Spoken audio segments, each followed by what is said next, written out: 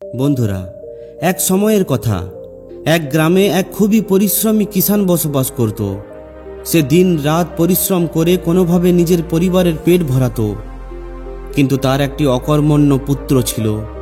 সে খুবই অলস এবং কামচোর ছিল। সে সারা দিন শুধুমাত্র আনন্দ ফুর্তি করে কাটিয়ে দিত আর নিজের পিতার পরিশ্রমের রোজগারকে জলের মতো খরচ করে দিত। এইভাবেই বছরের পর বছর কাটতে থাকে।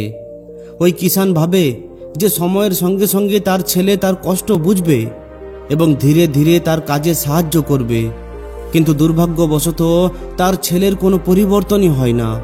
এরপর এক সময় ওই কিষান আর সহ্য করতে না পেরে সে তার পুত্রকে উচিত শিক্ষা দেওয়ার কথা ভাবে।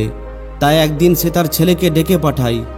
এরপর তাকে বলে যে, বেটা, এখন তোমাকে কিছু না কিছু কাজ করতেই হবে। তুমি যা খুশি করো, কিন্তু সন্ধ্যার মধ্যে যদি তুমি টাকা রোজগার করে না আনো তাহলে আমি তোমাকে ঘরে ঢুকতে দেব না। এটা বলে সে তার ছেলেকে ঘর থেকে বের করে দেয়। কিন্তু ওই ছেলেটি খুবই অলস ছিল। তাই সে একটু দূরে ঘরের বাইরে রাস্তার ধারে একটি গাছের নিচে আরাম করতে শুরু করে দেয়। সন্ধ্যার সময় যখন তার মা সবজি নেওয়ার জন্য বাজারে যায়, তখন সে তার মাকে সমস্ত কথা বলে। মা নিজের ছেলের এই কষ্ট সহ্য করতে পারে না।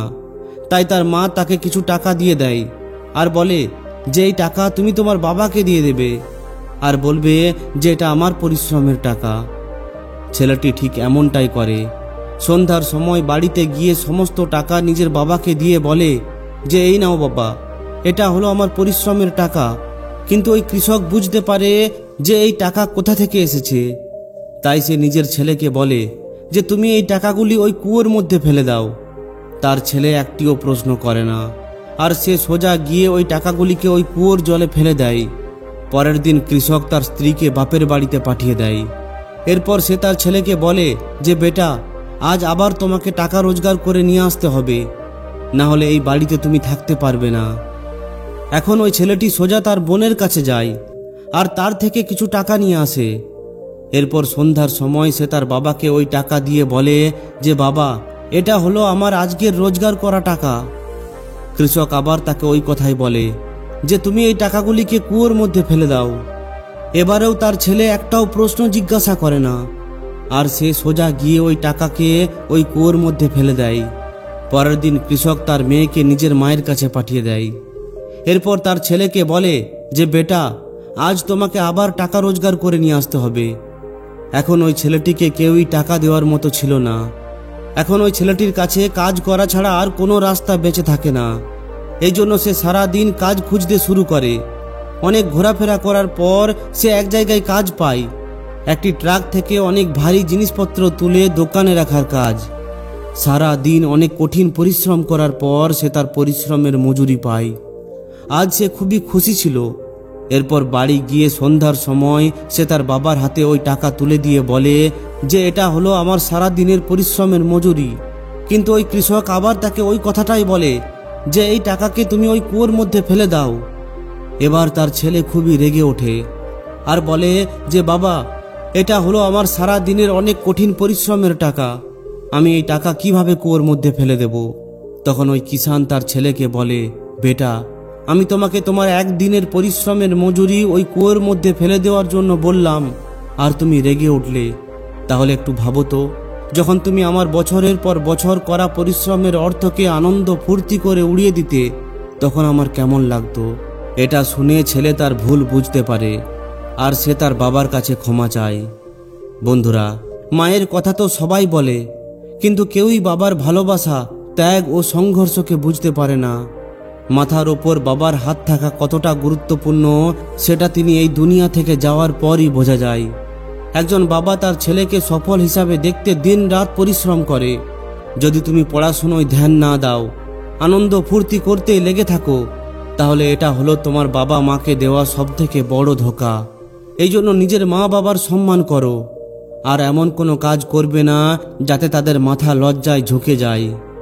অনেক মানুষ ক্ষমতা থাকার সত্ত্বেও অসফল হয়ে পড়ে, কারণ তারা এটা ভেবে ভেবে নিজেদের সময়কে বরবাদ করে দেয় যে এখনো তো আমার কাছে অনেক সময় আছে, এখনো তো আমার বাবা কাজ করছে, অনেক টাকা রোজগার করছে, তাহলে আমার কাজ করার কি দরকার?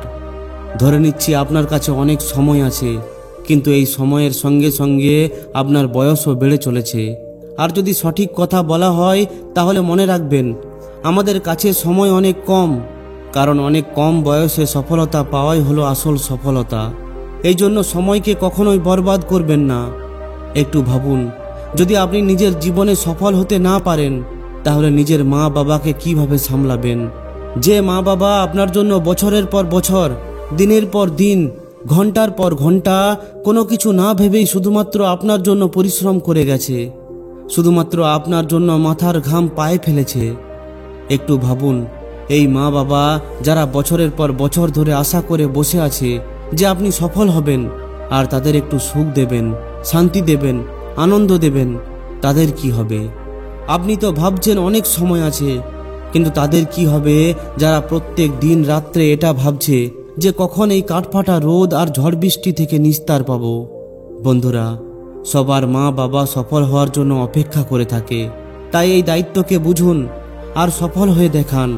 যদি আজ আপনি 6 ঘন্টা পড়ার জন্য তৈরি না থাকেন, যদি আজ আপনার একটা ছোট্ট কাজ করতে কষ্ট হয়, তাহলে আগামী দিনে ঘন্টার পর ঘন্টা কাজ করার জন্য তৈরি থাকুন। এই জন্য নিজেকে বদলাতেই হবে। যদি আপনি নিজেকে না বদলান তাহলে আপনার জীবনেও কোনো কিছু বদলাবে না। এই জন্য ওই সমস্ত কিছুকে পেছনে ফেলুন যেগুলো আপনাকে সফল হতে বাধা দিচ্ছে, তাতে সেটা অলসতা হোক কিংবা আনন্দ ফুর্তি। তো বন্ধুরা, আশা করি ভিডিওটি আপনাদের ভালো লেগেছে। যদি ভিডিওটি ভালো লাগে তাহলে অবশ্যই একটি লাইক ও শেয়ার করে দিন। আর যদি এই ধরনের শিক্ষামূলক ভিডিও আরও পেতে চান তাহলে আমাদের এই চ্যানেলটিকে অবশ্যই সাবস্ক্রাইব করে দিন। ধন্যবাদ।